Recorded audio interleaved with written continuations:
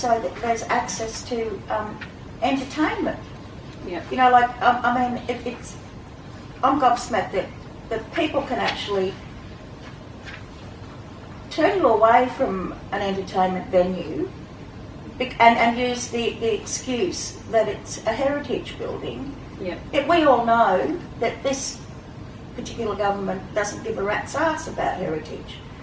I mean, they quite happily sold off the PO, you know, post office to foreign companies. Sorry, I'm fighting this government about heritage building and in this building whilst we speak. But I mean, you know, like it's all right for the Louvre in Paris and the Parthenon and places like that to be accessible. But if I want to go to a place like the Basement to see, a visiting blues band, I can't. Yeah.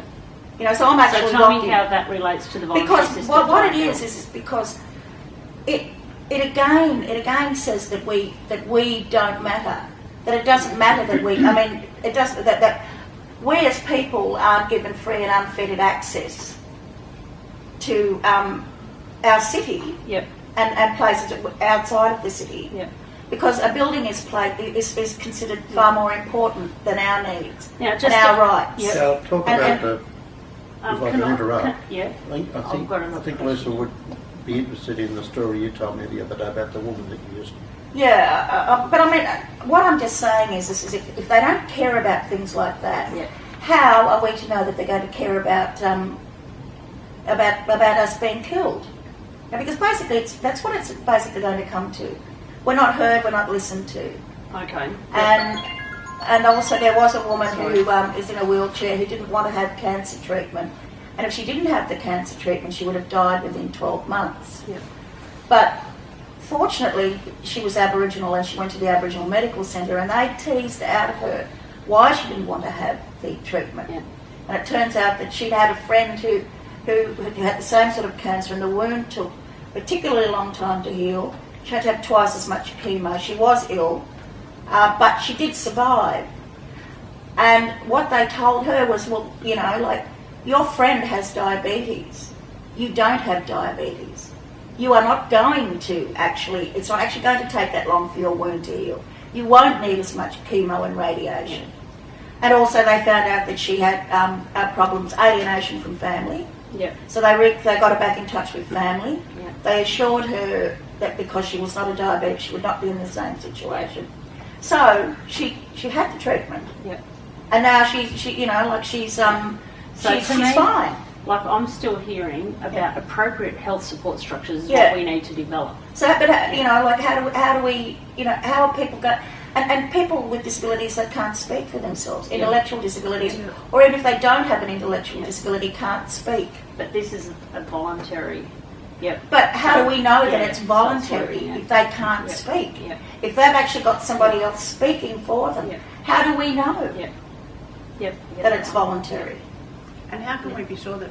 And I mean, and also you've got, there's been a couple of cases in the last couple of years where a man has murdered his wife and children.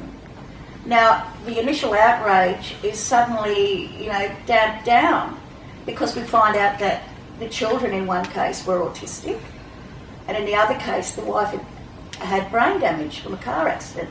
So there was actually sort of murmurings and almost a tacit approval of what the man had done, because these kids, how were they going to enjoy a good life without him? They were disabled. She had brain damage. Poor him. He had to put up with her. But is that about euthanasia or is that about a social failure? But it all ties in. So I apologise in advance, and I don't want to be persecuted because I'm a person with a disability that's going to vote yes on behalf of myself and my personal experiences with my family, and also on behalf. I mean, one other concern that I particularly have too is the how this decision is quite often put in the doctor's hand, and quite often doctors are inappropriate to make decisions about what quality of life is. They're good at the medical side of things, but they don't often always understand or have an adequate knowledge of quality of life after someone has survived, endured a disability or an illness, and that it's quite often someone's life is in their hands, so to speak. And is there going to be appropriate education in regard to what options people have, not just to end it all. I think that's a very important point, actually. Yeah. Because not only that, in the bill it talks about the doctors are obliged to advise people of what treatments are available, but there's no obligation in there to talk about what support services or equipment or other aspects of the situation are also available. And it wouldn't really matter if it was in the bill, because doctors wouldn't have a clue. Doctors don't know. It needs to be a whole team approach with support from occupational therapists, physiotherapists, social workers, psychologists and peer support. Yeah. Peer support. So other people that have been through the same situation, meeting with them, hearing about what their experiences have been, may change someone's view, as Gayle said, change someone's view from wanting to give up to wanting to battle on.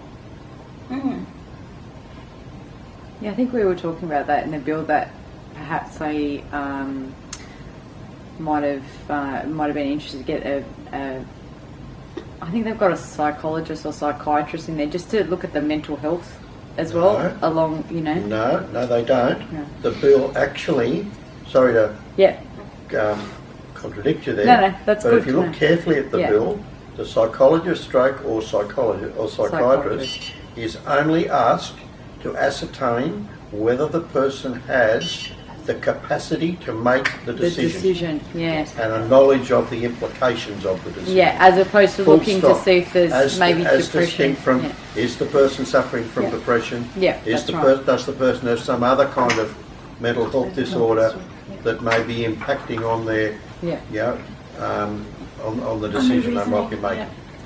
I mean, when I first found myself in a wheelchair, it took me a good 12 months to come to terms with it, and it was only when I actually found people to advocate for me, basically, because I was just exhausted from trying to navigate the system, that I realised that I could have a good quality of life in a wheelchair. I mean, as a person with a full-on disability. And in my work, I educate or assist educate nurses, registered nurses, enrolled nurses, personal care support workers, disability support workers, and medical students. And my aim in doing that is to present a positive picture of disability that people quite often not quite often, but usually after acquiring a disability, pick up the pieces and move on, as long as they have the appropriate support mechanisms to assist them. Yeah.